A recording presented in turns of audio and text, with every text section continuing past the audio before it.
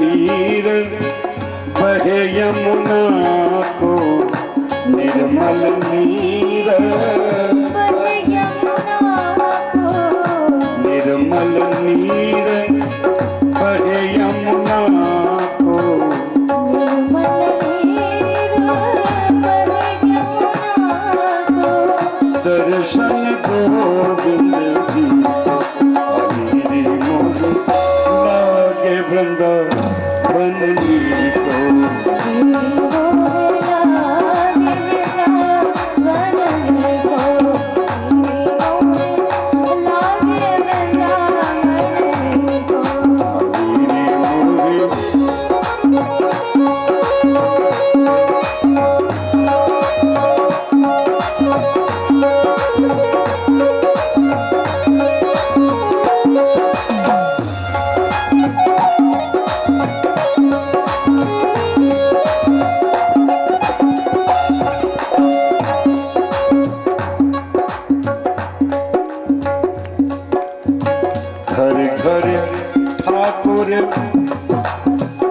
घर घर ठाकुर तुलसी सेवा,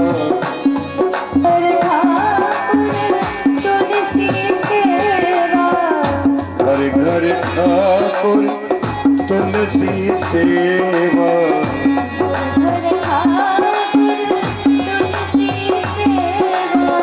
भोजन दूध दही हरि मोहि लागे वृंदावन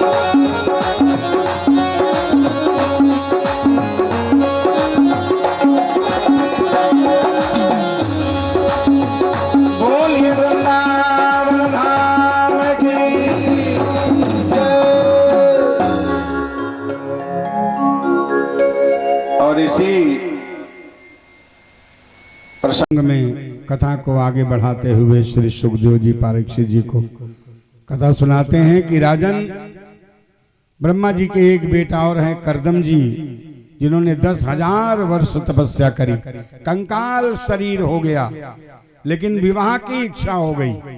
ध्यान देना, विवाह की इच्छा करना कोई बुरा नहीं है, लेकिन बिना विवाह के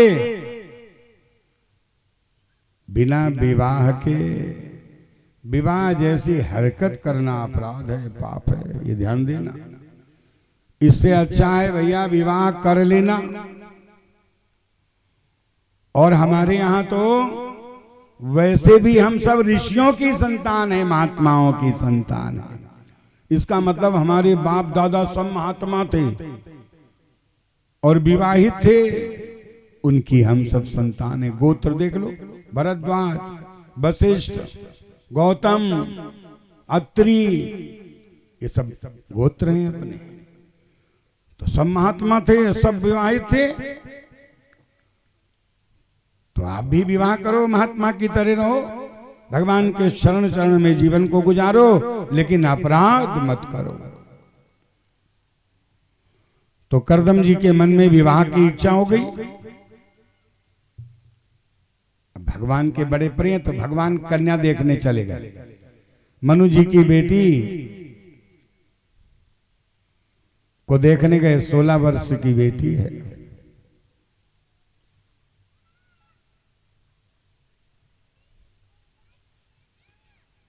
और करदम जी हजारों साल के 10,000 वर्ष तो तपस्या ही करी।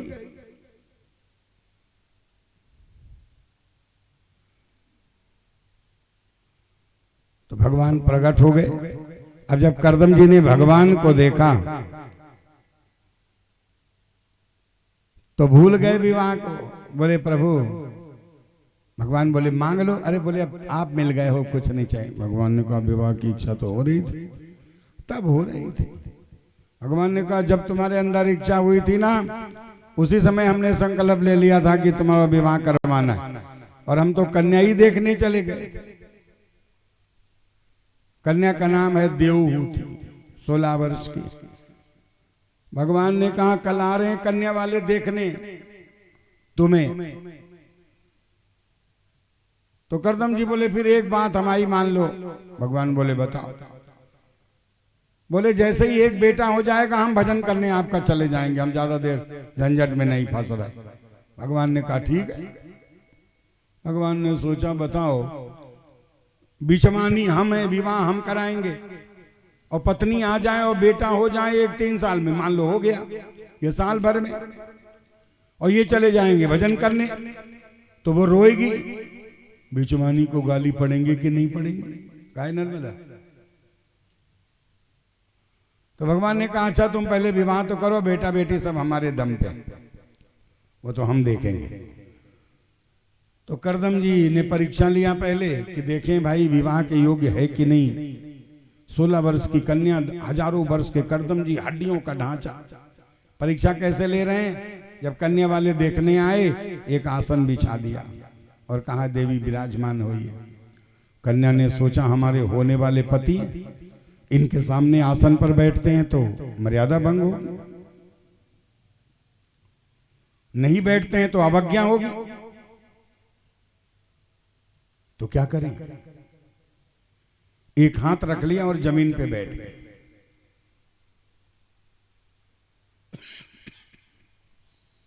करदम जी समझ गए कि धर्म पत्नी है, काली पत्नी नहीं। धर्म पत्नी और पत्नी में बहुत अंतर है, आगे समय आएगा तो आपको पता तो है ही है। वैसे विवाह पक्का हो गया, विवाह हो गया। अब करदम जी जब पत्नी को लेकर आए तो घर झोपड़ी, और स्त्रियों को 2 चीज बड़ी प्रिय होती, घर और बर्तन। अपनी कटोरी यदि 100 बर्तनों में हो झट जान लेती हमारी है कटोरी, लेकिन अपने पति को 100 जनों में नहीं पहचान पाते। पति शिकायत करते कहाँ है तुम, हमें गई थी और हमें देख नहीं पाई। कितने देख लेते, मूड़ा ही मूड़ थे सब।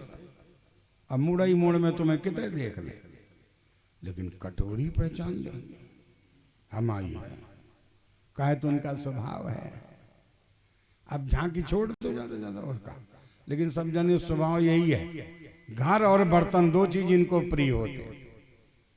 तीसरे नंबर पर पति, पहले घर, दूसरा बर्तन, तीसरे नंबर पे पति।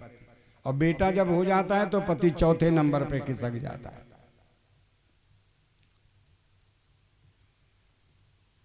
तो पत्नी ने देखा कि घर तो झोपड़ी है, 10 बाई 10 की झोपड़ी है। तो पति से पूछती स्वामी अपना घर कहाँ है? यही घर है। इसी में आप रहते हो? हाँ। सोते कहाँ हो? बोले वो 2.5 बाई 2.5 का आसन लगा है, इस पे सोते कैसे? बैठे बैठे सो लेते। 3-4 छेद थे उसमें। तो माता ने पूछा कि स्वामी ये छेद काहे का है? बोले सांप रहता है।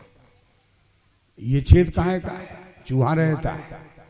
ये घोंसला काहे का? चिड़िया रहती है। और सब एक दूसरे के एंटी, सब रह रहे हैं झोपड़ी में, उसी में वो भी रह रहे हैं। तो देखो पत्नी नाराज नहीं भाई, बड़ी खुश हो गई कि ऐसी मेरी पति है जहां सांप, चूहा और चिड़िया एक साथ रहते हैं। अब घर को ठीक करने लगी, गाय के गोबर से लीपने पोतने लगी, खुदा उदा पड़ा था बाय ठोंकने लगी। करदम जी ने सोचा कि जब तक ये घर को ठीक करे तब तक हम भजन कर लें, फालतू में समय क्यों नष्ट करें। समाधि लगाई तो 40 साल बाद छूटी, और 20 की थी और 40 जोड़ दो 60 की हो गई। अब करदम जी को बड़ा दुख हुआ कि मेरी पत्नी को पति का सुख भी नहीं मिला और 60 की हो गई, मेरी वजह से इसको दुख मिला है। तो करदम जी ने कहा देवी मेरी वजह से आपको बड़ा दुख मिला है। तो योग माया से अपने शरीर को 20 वर्ष का बना लिया, 16 वर्ष की पत्नी को कर दिया, सरोवर में स्नान किया, विश्वकर्मा जी के द्वारा एक महल सुंदर बना लिया और उसी में पत्नी के साथ निवास करने लगे। वचन क्या दिया था कि पहला बेटा होगा तो मैं भजन करने चला जाऊंगा। तो भगवान ने पहला बेटा होने नहीं दिया, 9 मोड़ियां भाई, पहले बेटियां भाई, 9 बेटी भाई। और 9 बेटी जब भाई तो 5-5 साल में भाई, तो कितने साल रुके पत्नी के पास? 9 पना। भगवान ने कहा अब उम्दायता बहुत है, अब 10वें आए, स्वयं भगवान के अंशावतार गर्भ में आ गए। समय आने पर अवतार लिया, नाम रखा गया, बोलिए कपिल भगवान की।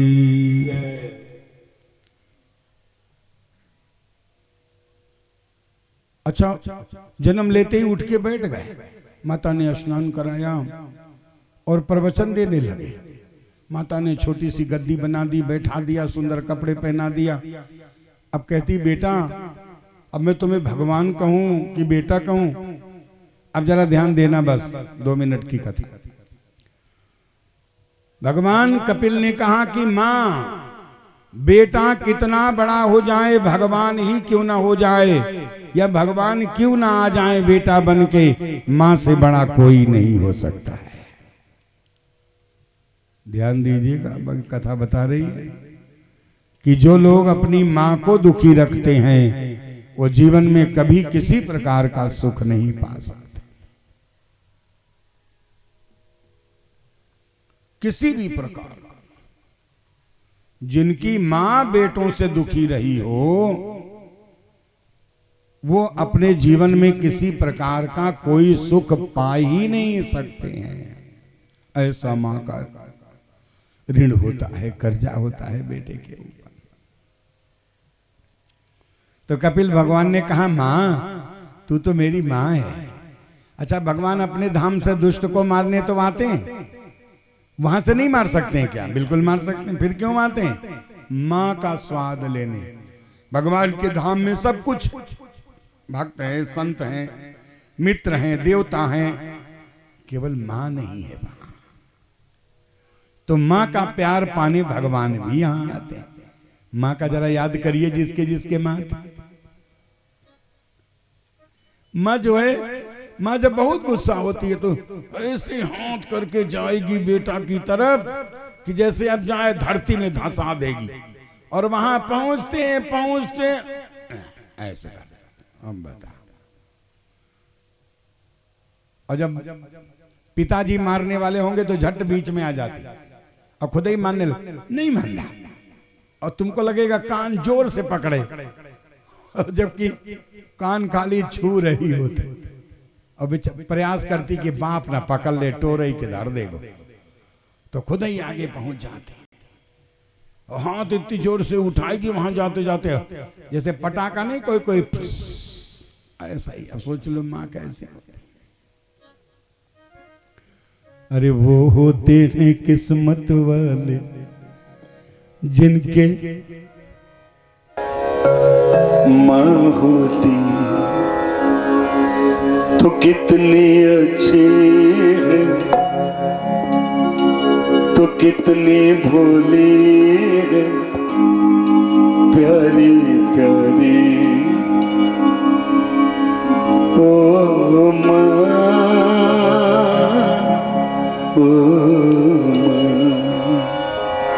मां बच्चों की जान होती है, मां बच्चों की जान होती है। वो होते हैं किस्मत वाले जिनके मां होती तो कितनी अच्छी, कितनी भोली, प्यारी प्यारी। ओ मां,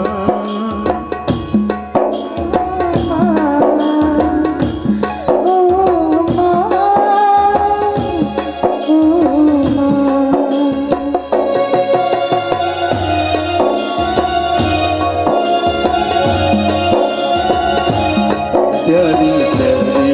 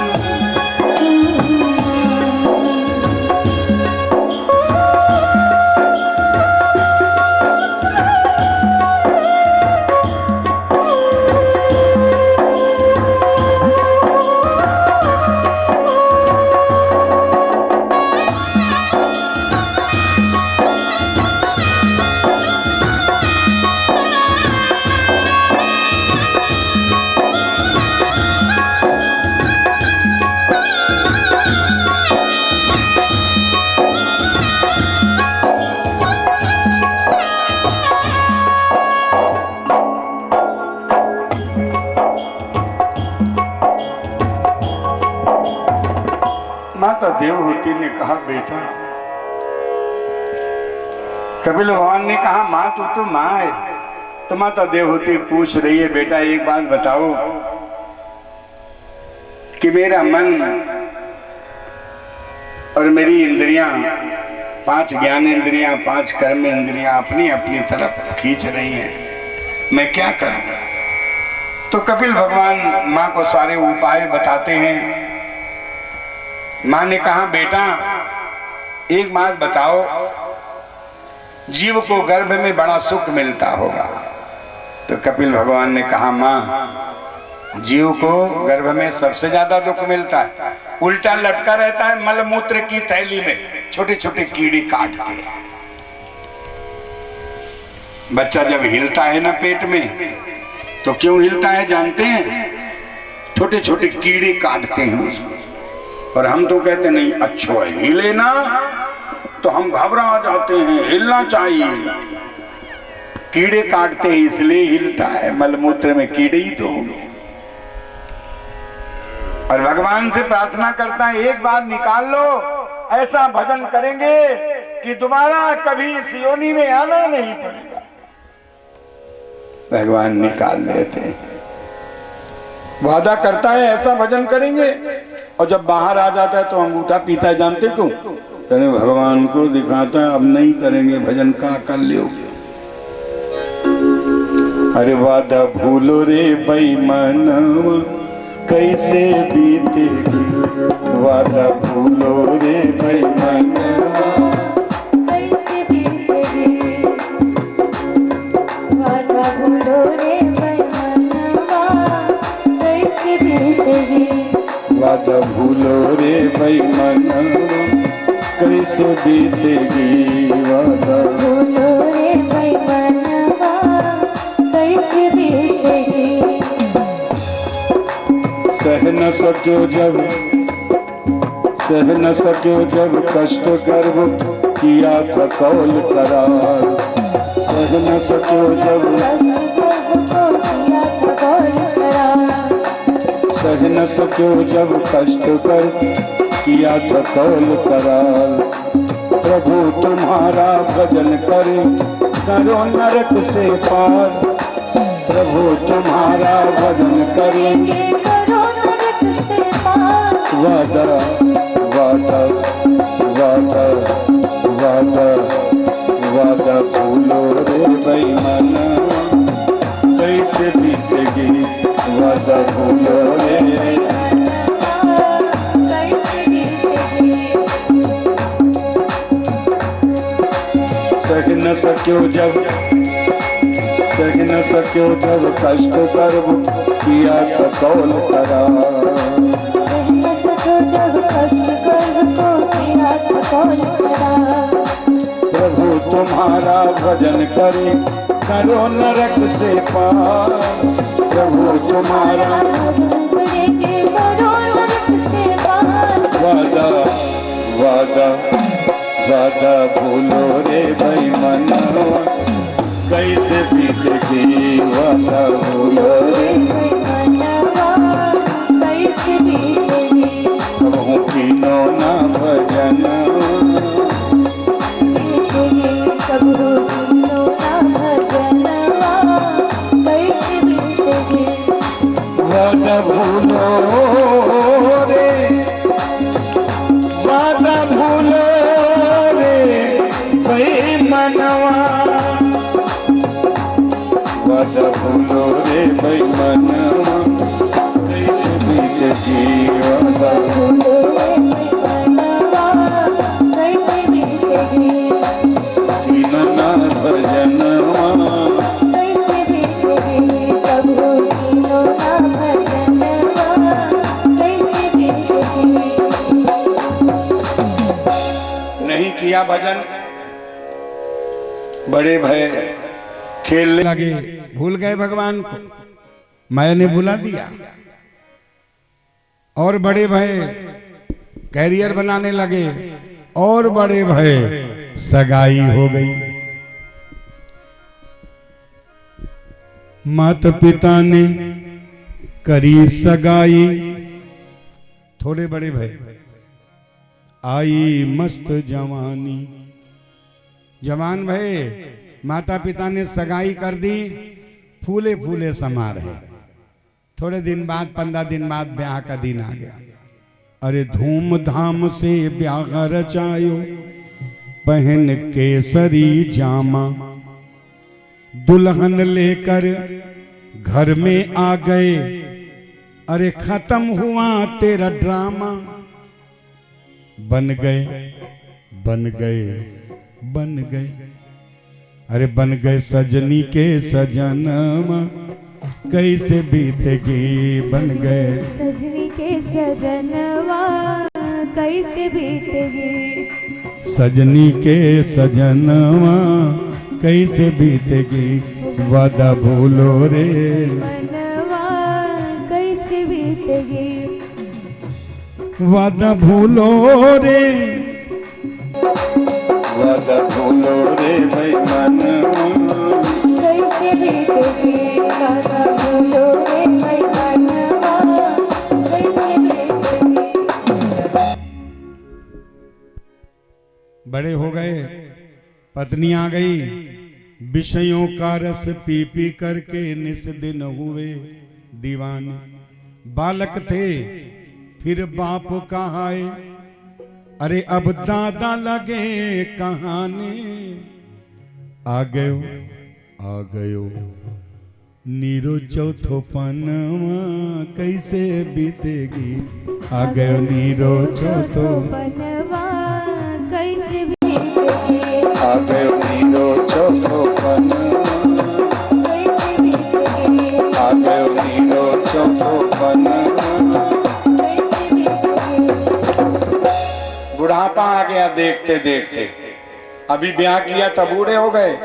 कमर कमान दांत सब टूटे, नजर गई नजराने। खाट बिछाए पौर पड़े, और बहू में मारे ताने।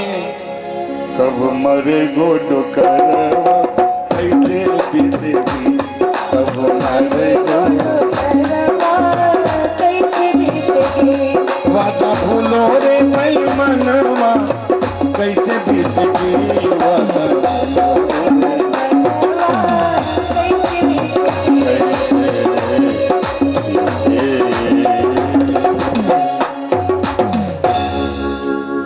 तो इस तरह माता देवहूति और कपिल भगवान का संवाद हुआ। इसी कथा प्रसंग के साथ आज का विराम। और भैया मेरे, आज एक सूचना जरूर आपको दे दें।